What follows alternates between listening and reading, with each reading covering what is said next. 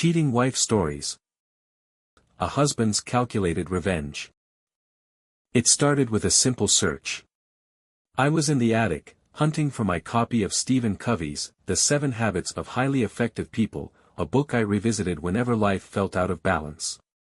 The attic was a place I rarely ventured, filled with forgotten relics of our life together, boxes of old clothes, photo albums, and childhood toys.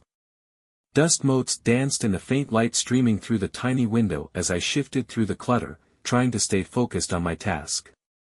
Then, my hand brushed against something unexpected. Tucked beneath a stack of yellowed papers and an old quilt, I found a leather-bound book. Its surface was smooth but worn, the initials EM embossed in gold on the cover. My heart skipped a beat. Emma's diary. For a moment, I hesitated. A wave of guilt washed over me. What kind of husband invades his wife's privacy? But as quickly as the guilt came, it was replaced by something stronger, suspicion. Our marriage had been strained. Emma and I had once been inseparable, partners in every sense of the word. But over the past few years, something had changed. She'd grown distant, retreating into herself, offering little explanation for her frequent absences or sudden mood swings. I tried to brush it off. She's stressed, I'd tell myself. Work has been demanding. But the excuses wore thin. And now, standing in the dusty attic with her diary in my hands, I couldn't ignore the unease gnawing at my gut. With trembling fingers, I opened it. The first few pages were innocuous enough. Grocery lists, musings about work, notes about books she wanted to read. But as I flipped further, the tone shifted. A name began to appear with unsettling frequency, Andrew. Met Andrew again today, one entry read. He has a way of making me feel alive, something I've missed for so long. My breath caught in my throat. Andrew? Who the hell was Andrew? I racked my brain, trying to recall if she'd ever mentioned someone by that name. Nothing came to mind. My chest tightened as I continued reading. Each new entry painted a clearer picture, one I desperately didn't want to see. Emma and Andrew. The clandestine lunches, the weekend work trips, the shared laughter and intimate conversations. It was all there, documented in heartbreaking detail. The words leapt off the page, each one a dagger to my heart. This wasn't a passing flirtation or a meaningless fling. This was something deeper. The more I read, the more vivid the betrayal became. Emma wrote about Andrew with a tenderness she no longer showed me. He listens to me in a way David never does, one entry read. Another, I feel free when I'm with him. No expectations, no disappointments. Memories I'd buried began to resurface, recontextualized in the harsh light of her diary. The sudden, family emergencies that pulled her away for entire weekends. The hushed phone calls she'd dismiss as work-related. The perfume I didn't recognize lingering on her clothes. At the time, I'd chalked it up to my own paranoia. But now, I couldn't deny the truth staring me in the face. Then I reached the final entry, written just the day before. Tomorrow I will finally make a choice that will change everything. I felt the blood drain from my face. What choice? Was she planning to leave me? To confront me? Or, something worse? The words hung in the air, suffocating me. I read them over and over, hoping to extract some hidden meaning, some clue that might explain her intent. But there was nothing. I placed the diary back in its hiding spot, my hands shaking. My mind was a whirlwind of emotions, anger, betrayal, sadness, fear. The woman I thought I knew, the partner I'd built my life with, had been living a double life. And now, she was on the verge of making a decision that could shatter what little remained of our marriage. For hours, I paced the attic, trying to make sense of it all. How had we come to this? Where had we gone wrong? Questions with no easy answers. But one thing was clear, I couldn't ignore this any longer. Emma's secret life was unraveling before me, and I had to uncover the full truth, no matter how much it hurt. The diary became an obsession. I couldn't focus at work, couldn't sleep without its contents gnawing at me.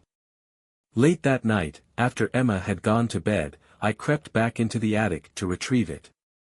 My hands trembled as I opened it again, determined to piece together the puzzle of her betrayal. The entries formed a timeline of deceit, stretching back years. Andrew wasn't just some fleeting infatuation. He'd been a constant presence, hidden in the shadows of our life. Each new detail deepened the wounds in my heart. She wrote of their first meeting, a chance encounter at a work conference. He was charming, attentive, she'd scribbled in neat handwriting. It felt like he really saw me. That line stung more than I expected. Hadn't I seen her? Hadn't I loved her, supported her, shared my life with her? I read on. The entries chronicled clandestine lunches, stolen weekends, and the euphoric high of their secret relationship. But they also revealed Emma's doubts. "I hate lying to David," one entry said. "He's a good man. But I can't ignore how Andrew makes me feel." As the timeline progressed, the signs I'd ignored became glaringly obvious. Her sudden weekend trips to visit her parents. The unexplained absences. The emotional distance that had grown between us, unspoken but ever-present. At the time, I'd chalked it up to stress or the natural ebb and flow of a long marriage. Now, I saw it for what it was, a slow unraveling of the bond we once shared. The diary also revealed a side of Emma I barely recognized. She'd always been cautious, practical. But with Andrew, she was impulsive, reckless even. "He's asked me to take a leap of faith," she'd written in one entry. "To leave everything behind and start fresh. I'm terrified, but isn't that what love is supposed to be? A little terrifying." The more I read, the more I felt like a stranger in my own life. How could I have missed this? Had I been so blind, so complacent, that I hadn't noticed my wife slipping away? The diary offered no answers, only more questions. And then, there was that final, ominous entry, "Tomorrow I will finally make a choice that will change everything." The words echoed in my mind like a haunting refrain. What choice? To leave me? To confront me? Or something else entirely? I closed the diary and sat in the dim attic, overwhelmed. Memories flooded back, reframed by what I'd just read. The work emergency that pulled her away on our anniversary. The unfamiliar cologne on her clothes after a friend's night out. The way she'd stopped laughing at my jokes, stopped reaching for my hand in the quiet moments. Our relationship had long since gone on autopilot. We'd become roommates more than partners, coasting through the routines of daily life without truly connecting. I'd noticed it, of course. Even thought about divorce once or twice. But I'd always dismissed those thoughts, convincing myself that this was just a rough patch, that we'd find our way back to each other eventually. Now, I wasn't so sure. The woman I'd fallen in love with, the woman I'd vowed to spend my life with, had become a stranger. And I couldn't shake the feeling that I'd lost her for good. But one thing was clear, I couldn't let her make this choice without knowing the full truth. If she was going to destroy our life together, I deserved to understand why. I slipped the diary back into its hiding spot and returned to bed, though sleep was out of the question. Tomorrow, I decided, I would confront her. Or follow her. Or, something. I didn't know what yet. All I knew was that I couldn't sit idly by while my world fell apart. I had to act, no matter how much it hurt. The next morning dawned with a chill in the air, the kind of biting cold that seemed to seep into my bones. I barely slept, my mind consumed by the diary's revelations. When Emma walked into the kitchen, her demeanor was cheerful, too cheerful, as if rehearsed. "David," she said, pouring herself a cup of coffee, "I've got to head out for a few days. My sister needs help with the kids." Her words landed like a punch to the gut. The final diary entry loomed in my mind. Tomorrow I will finally make a choice that will change everything. This was it, her choice. But what was it? I forced a smile, playing the part of the supportive husband. Everything okay? I asked, keeping my tone light. Yeah, just the usual chaos, she said, avoiding my gaze as she sipped her coffee. I'll be back by the weekend. I nodded, masking the storm of emotions brewing inside me. Give my best to your sister, I said, hoping my voice sounded steadier than I felt. She packed her bag with a precision that didn't escape my notice. Every detail was attended to, as though this trip had been meticulously planned. I watched from the window as she loaded her suitcase into the trunk and drove off, her car disappearing down the street. As soon as she was out of sight, I sprang into action. My mind raced with possibilities. Was she really going to her sister's? Or was this another, family emergency, masking a rendezvous with Andrew? I needed to know the truth. The idea of confrontation tempted me, but something held me back. If she was lying, she'd deny it.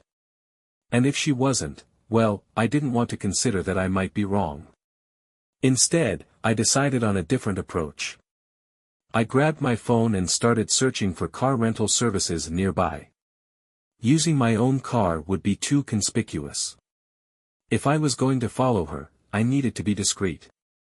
Within an hour, I had rented a nondescript sedan and was on the road, tracing the path she'd taken. My hands gripped the wheel tightly as I drove, my mind spinning with possibilities. Where was she going? What was she planning? The memory of her diary entries haunted me, each word cutting deeper than the last. He makes me feel alive. Alive? What did that make me? A placeholder? A shadow of the man she wanted? As I followed her trail, I found myself alternating between anger and despair. Part of me wanted to confront her right then and there, to demand answers. But another part of me hesitated, afraid of what I might discover. She made a series of stops that only deepened my confusion. First, a boutique, where she emerged with a small shopping bag. Then, a flower shop, cradling a bouquet of roses. Finally, an unfamiliar hardware store. Each stop added a new layer to the mystery, my imagination running wild with possibilities. Was she meeting Andrew? Preparing for some grand escape? Or was there something even darker at play? By the time she reached her destination, my nerves were frayed. She pulled into the driveway of a secluded luxury house, nestled in a grove of tall trees. My heart pounded as I parked a safe distance away, watching her every move.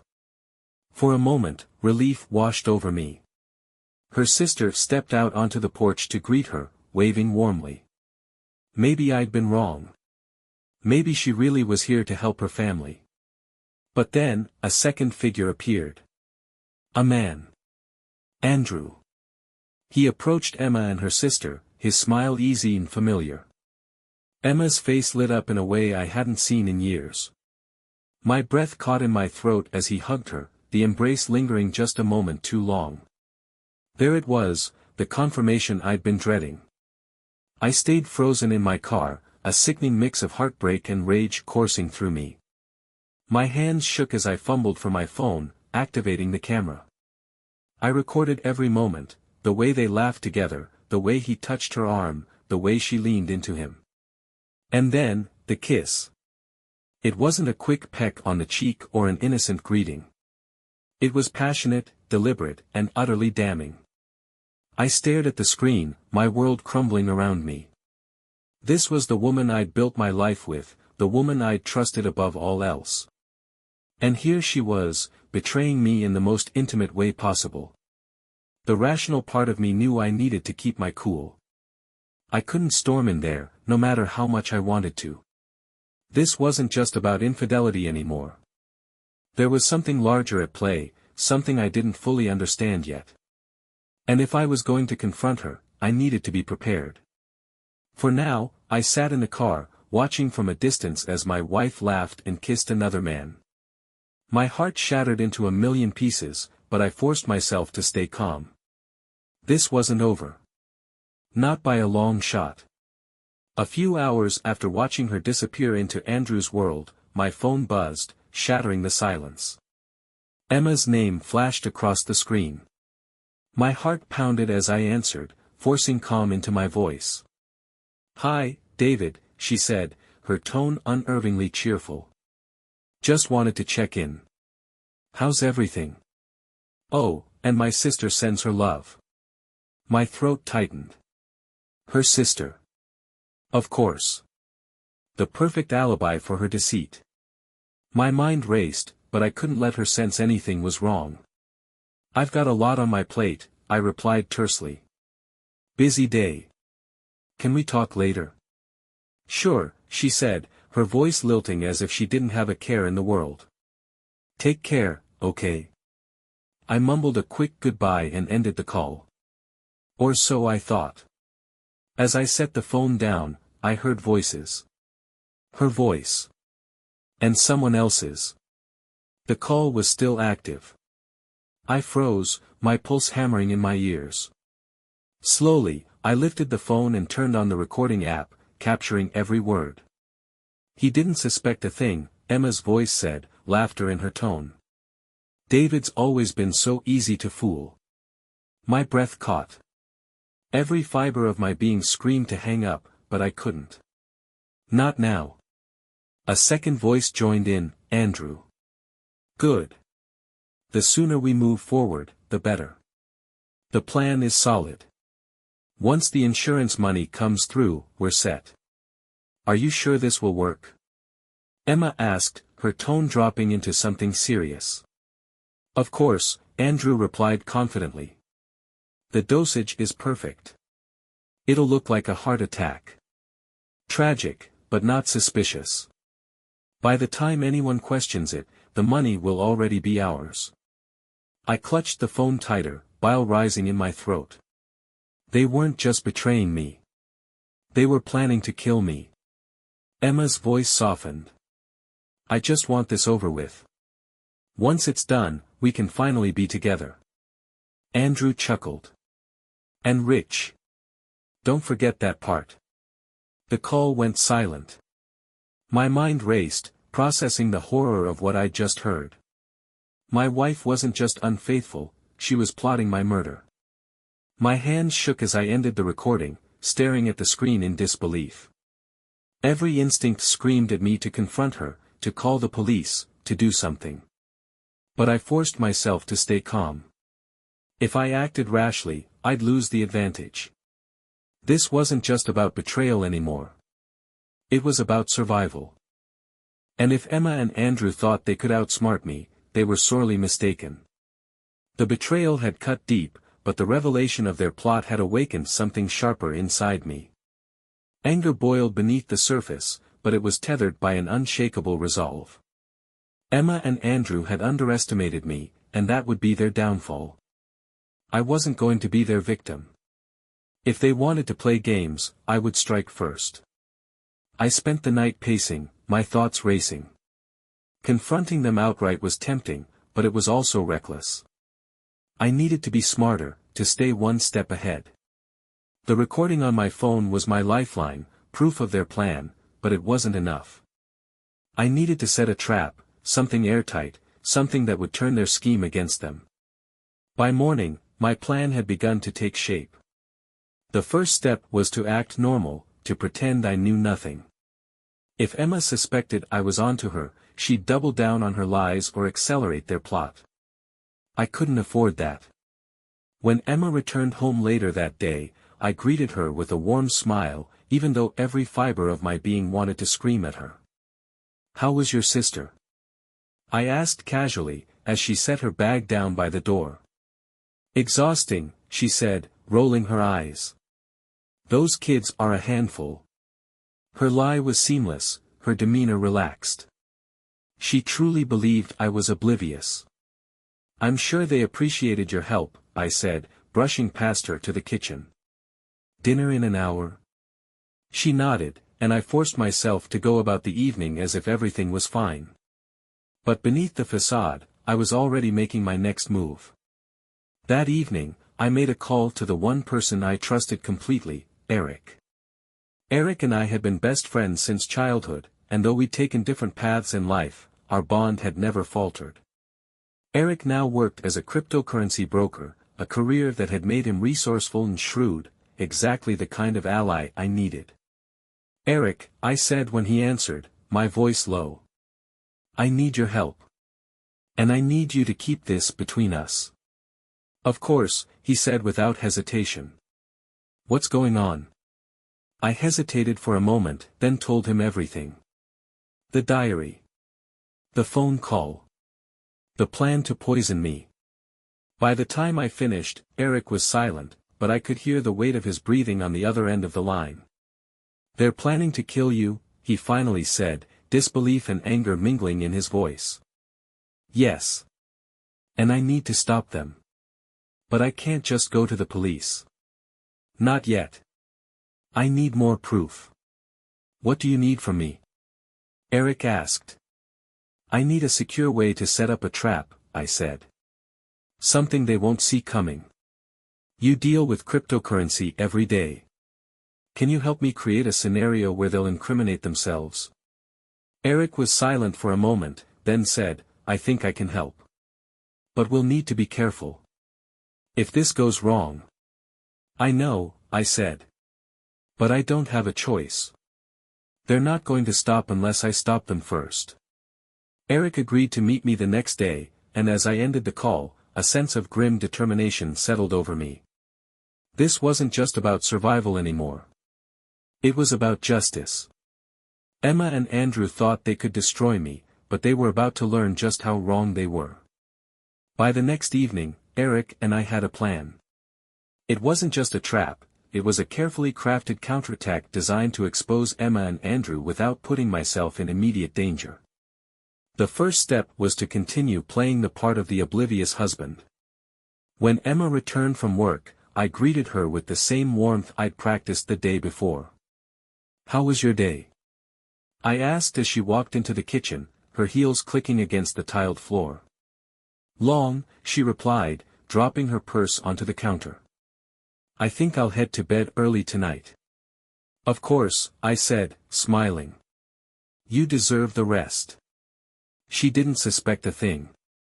As soon as she was upstairs, I grabbed my phone and sent Eric the signal. We were ready to put the first phase of the plan into motion. Earlier that day, Eric had helped me set up a cryptocurrency account under a false name, one impossible to trace back to either of us. He also helped draft an anonymous text message that would rattle Emma and Andrew to their core. The message wasn't coming from me. It was coming from someone who claimed to know everything. "I know your terrible plan," the message read. "I have proof. I only need $50,000, and no one will ever know you decided to kill a man. If you don't pay, in 3 days the video and audio will be sent to the police. I am a villain like you, I just need money." Eric scheduled the text to be sent from a secure, untraceable number. At exactly 9 p.m., Emma's phone buzzed. From the corner of the living room, I watched her reaction carefully. Her face paled as she read the message, her hands trembling slightly. She quickly grabbed her phone and rushed upstairs. Minutes later, the faint sound of her voice drifted down the staircase. She was on the phone. I strained to listen but couldn't make out her words. It didn't matter. I knew exactly who she was calling. I followed quietly, pausing just outside the bedroom door. Her voice was frantic, her words tumbling out in a rushed whisper. "What do we do?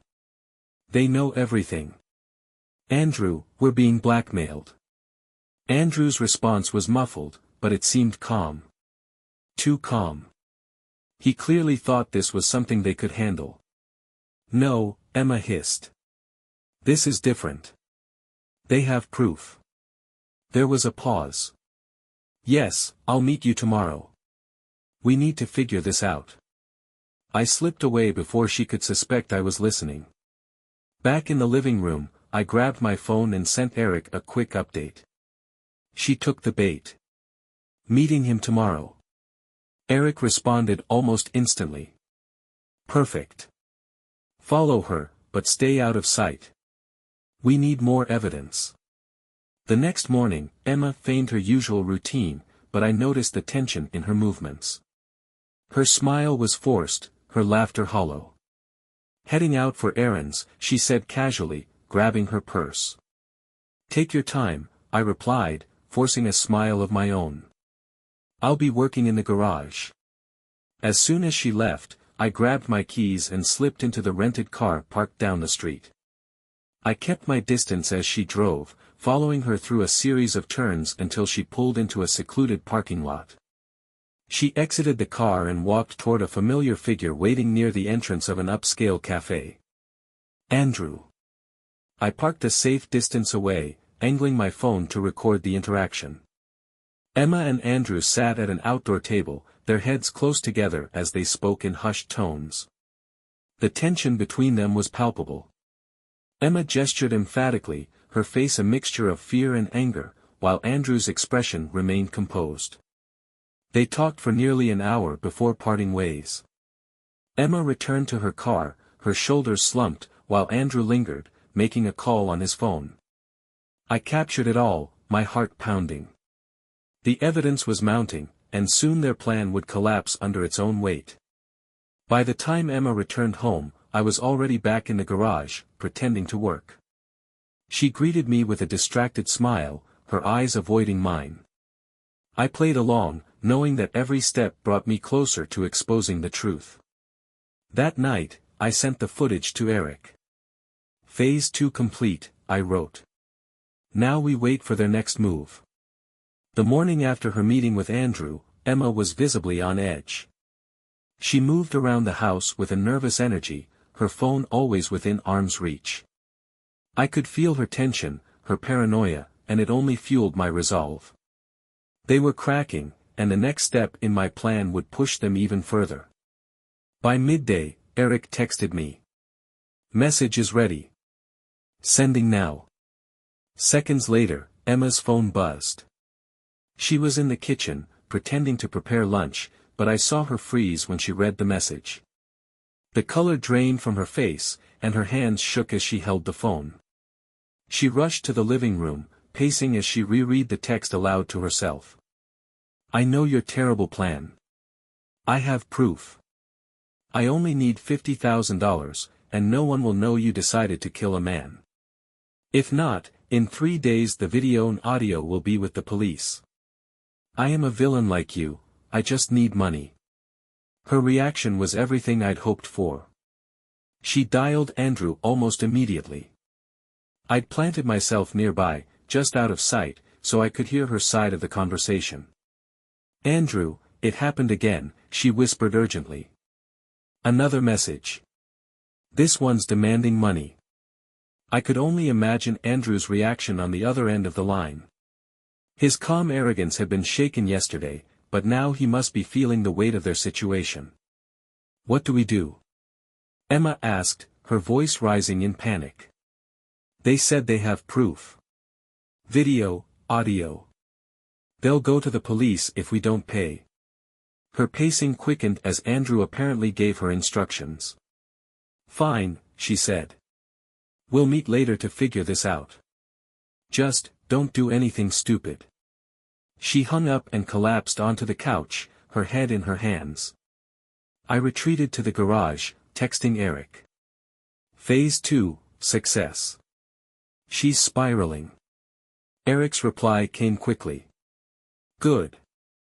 Follow her again if she goes to meet him. We're building a case. That afternoon, Emma claimed she needed to step out to visit her sister. Her excuse was paper thin, but I nodded and played along. Tell her I said hi, I said, hiding the smirk tugging at the corners of my lips. As soon as she left, I followed in the rented car. She drove with purpose, her hands gripping the wheel tightly. Her destination wasn't a surprise, Andrew's house. She parked in the driveway, and I positioned myself down the street, camera ready. From my vantage point, I watched her greet Andrew at the door. Their interaction was tense, their usual air of intimacy replaced by urgency. They disappeared inside, and I waited, my mind racing with possibilities. What were they planning now? Were they preparing to pay the blackmailer? Or plotting something more desperate? Hours passed before Emma finally emerged. She looked exhausted, her face pale, her movements sluggish. She returned to the car and drove off, and I followed at a distance until she reached home. As she entered the house, she avoided my eyes, muttering something about being tired. I didn't press her. Let her think she'd gotten away with it. Later that night, I reviewed the footage I'd captured, sending the best clips to Eric. "This is getting good," I wrote. "Let's see how they handle the next step." Eric's reply was simple: "They'll crack soon." For now, all I could do was wait and watch. The trap was tightening, and it was only a matter of time before they made their fatal mistake. The next morning, Emma's nervous energy had turned into something more deliberate. She moved around the house with forced calmness, but her darting eyes and occasional pauses betrayed her true state. She was unraveling, and she knew it. By mid-afternoon, she approached me in the living room. I'd been sitting on the couch, pretending to read a magazine, but my attention was locked on her every move. "David," she began, her voice overly casual. "I just got off the phone with my sister. She needs some help with the kids. I'm going to head over there for a bit." I set the magazine down, taking a deliberate moment to study her. Her face was calm, but the tension in her shoulders was impossible to miss. "Again?" I asked, feigning mild surprise. "Didn't you just see her?" Emma's smile faltered for a fraction of a second before she quickly recovered. "Yeah, but things have gotten worse. She really needs me this time." "Of course," I said smoothly. "Tell her I said hi." She hesitated, clearly caught off guard by my lack of resistance. "Thanks," she said, grabbing her purse. "I'll be back in a few hours." As soon as she left, I was on my feet. Her excuse was flimsy, and her nervous demeanor all but confirmed what I already knew. This wasn't a trip to help her sister. She was going to Andrew. The pieces of their plot were still coming together, and I needed to stay one step ahead. I grabbed my keys and slipped into the rented car I'd parked a few streets away. Keeping a safe distance, I tailed her through the winding suburban streets, careful not to get too close. She didn't head toward her sister's house, not that I'd expected her to. Instead, she drove to Andrew's, parking in the driveway with a familiar air of ease. I found a discreet spot down the street and positioned my camera. Emma and Andrew greeted each other at the door, their faces tense. They disappeared inside, and I waited, recording the empty exterior while my imagination painted vivid scenes of their conversation. Time stretched painfully slow, but finally, Emma emerged, looking more rattled than before. She'd been inside for over an hour, and whatever had transpired hadn't gone well. She didn't linger, quickly getting back into her car and driving off. I followed her again, taking extra care not to be noticed. This time, she didn't head straight home. Instead, she made a stop at a local pharmacy. My pulse quickened as I watched her enter the store. When she emerged 10 minutes later, she was carrying a small bag. What was she buying? Medicine? Supplies for their plan? Every possibility raced through my mind as I followed her back to the house. By the time she walked through the door, her mask of composure was firmly in place. "How's your sister?" I asked, keeping my tone light. "She's fine," Emma said quickly. "Just tired." She didn't elaborate and disappeared upstairs without another word. I let her go, knowing she needed space to stew in her own guilt and fear. That night, I reviewed the footage and updated Eric. "She's running scared," I texted him. "Whatever they're planning, it's coming to a head." Eric's response came swiftly. "We're ready. Let me know when you want to pull the trigger." Soon, I thought. Very soon. It didn't take long for their desperation to surface. The day after Emma's visit to Andrew, my phone lit up with a message from the anonymous number Eric and I had set up. They replied. Eric's message read: Andrew agreed to pay, but he's asking for guarantees. Sending you the text now. Moments later, the forwarded message appeared. We agree to the $50,000, but we need proof that no one will find out. Send details on how to make the transfer and where to retrieve the video and audio files. I let out a humorless laugh. Of course, Andrew would try to negotiate. His arrogance was his biggest weakness, and it was about to be his downfall. I called Eric immediately. It's time to send them the details. Let's set up the crypto wallet. Already done, Eric replied. We'll give them an account that can't be traced back to us.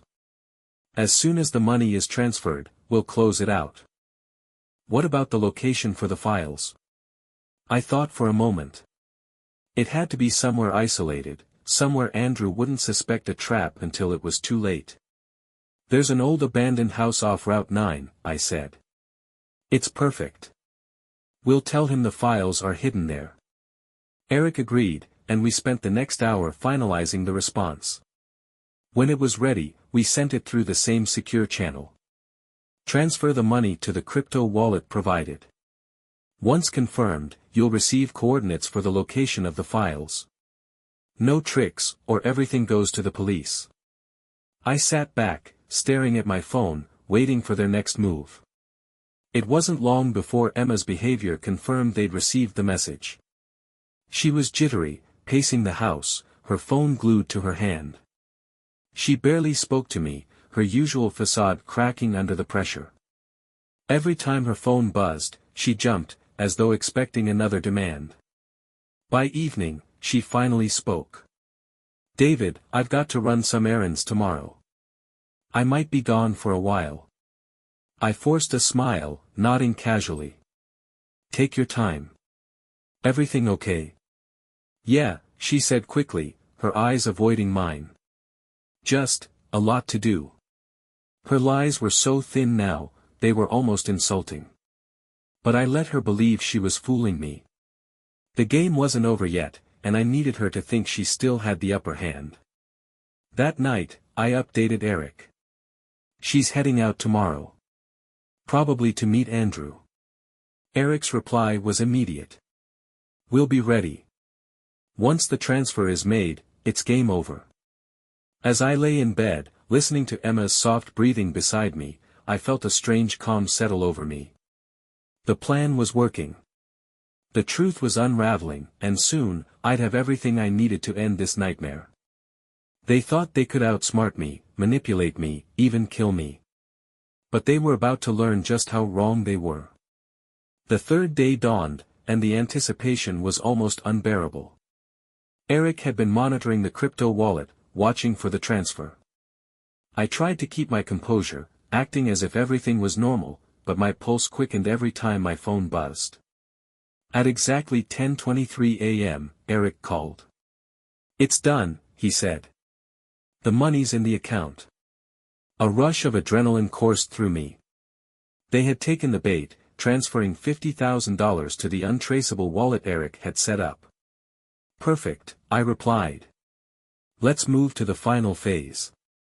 Eric sent Andrew the promised follow-up message, detailing the location of the alleged files.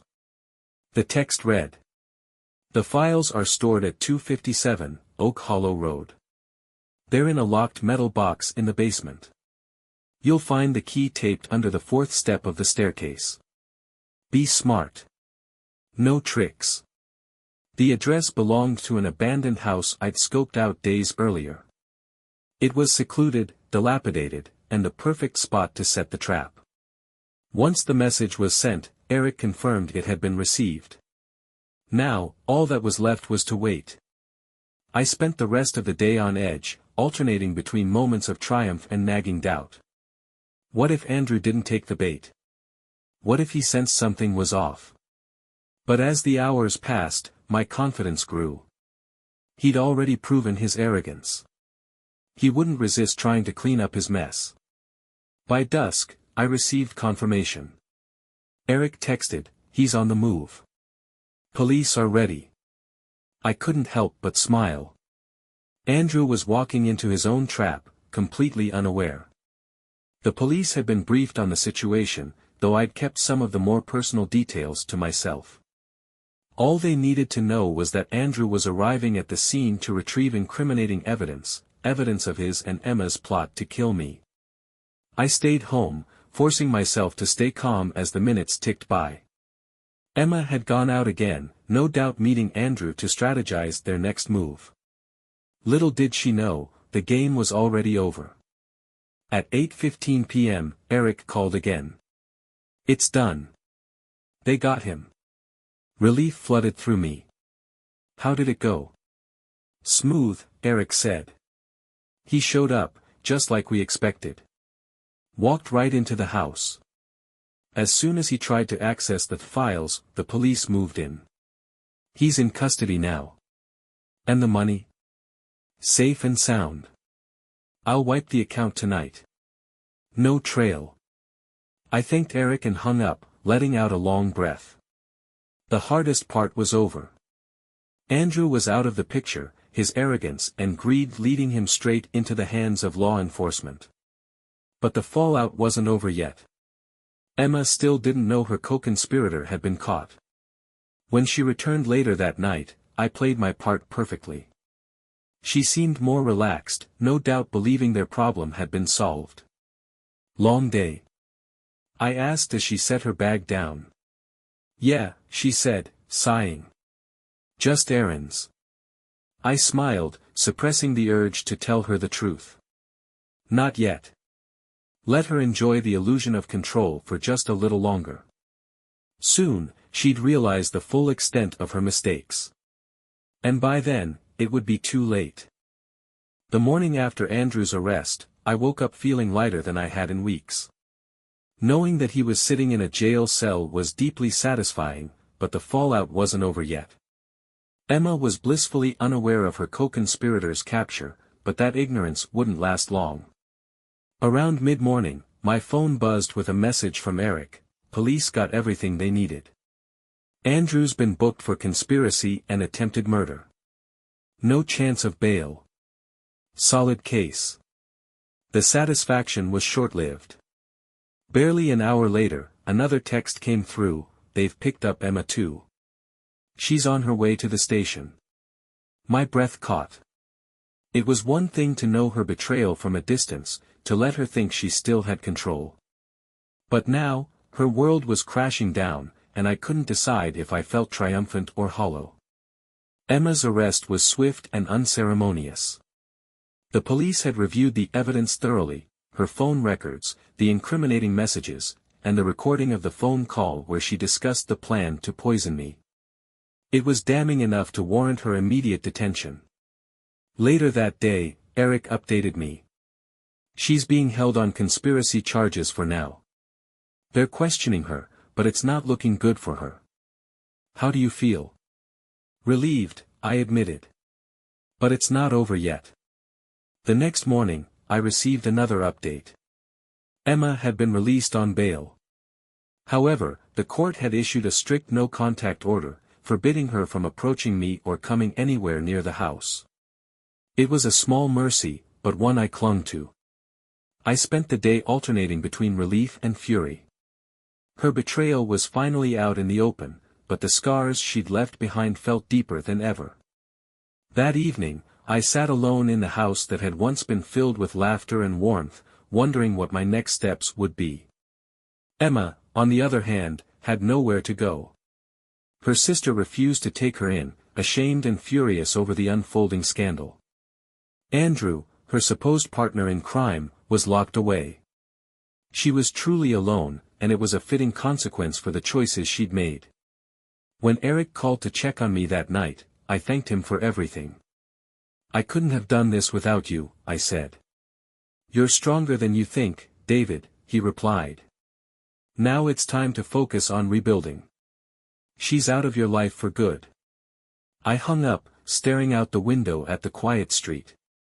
Emma was gone, and Andrew was behind bars. Justice had been served, but my journey wasn't over yet. The life I'd built with Emma was in ruins, and it was up to me to decide what came next. The weeks following Emma's arrest felt surreal. The house was quieter than ever, the silence both a relief and a reminder of everything I'd lost. But as the dust settled, I began to see the pieces of my life more clearly. For the first time in years, I felt like I had control again, control over my choices, my future, and my sense of self. Emma's release had come with strict conditions. The no-contact order meant she couldn't come near me or the house. Her lawyer tried to reach out once, but my own legal team shut it down swiftly. I didn't want explanations or apologies. There was nothing left to say. Andrew's trial loomed on the horizon, and while Emma's involvement in the plot was undeniable, the evidence against her was less concrete. Her lawyer argued that she'd been manipulated, that Andrew had coerced her into the conspiracy. I didn't buy it. Emma had made her choices, and now she had to live with them. I made my own choice as well. I couldn't stay in the house that held so many memories of a life built on lies. It was time to leave, to start fresh somewhere far from the echoes of betrayal. Miami had always been a dream of mine, a place where the sun never seemed to set, where life felt vibrant and full of possibility. It was exactly what I needed. Eric helped me sell the house and tie up loose ends. "You deserve this," he said as we packed up the last of my belongings. A clean slate. No more ghosts. The move felt like shedding old skin. Each mile I put between myself and that house felt lighter, freer. By the time I reached Miami, the weight of the past had begun to lift. The city welcomed me with open arms, its warm breeze and bustling streets offering the promise of a new beginning. I found a small apartment near the beach, nothing fancy but perfect for starting over. The mornings became my sanctuary, walking along the shore as the waves lapped at my feet. For the first time in years, I felt a sense of peace. Occasionally, thoughts of Emma crept in. I wondered where she was, what she was doing, if she regretted her choices. But I didn't dwell on it. Her chapter in my life was closed, and I had no intention of reopening it. One evening, as I watched the sun dip below the horizon, painting the sky in hues of orange and pink, I realized something profound. The betrayal, the pain, the anger, it had all led me here. To this moment. To this chance to rebuild. And while the scars would always remain, they were no longer weights holding me down. They were reminders of my strength, of my resilience, of my ability to move forward. Life in Miami wasn't perfect, but it was mine. And that was enough. Subscribe to our channel so your significant other never dares to cheat on you. And don't miss the next story, it's even more shocking than this one.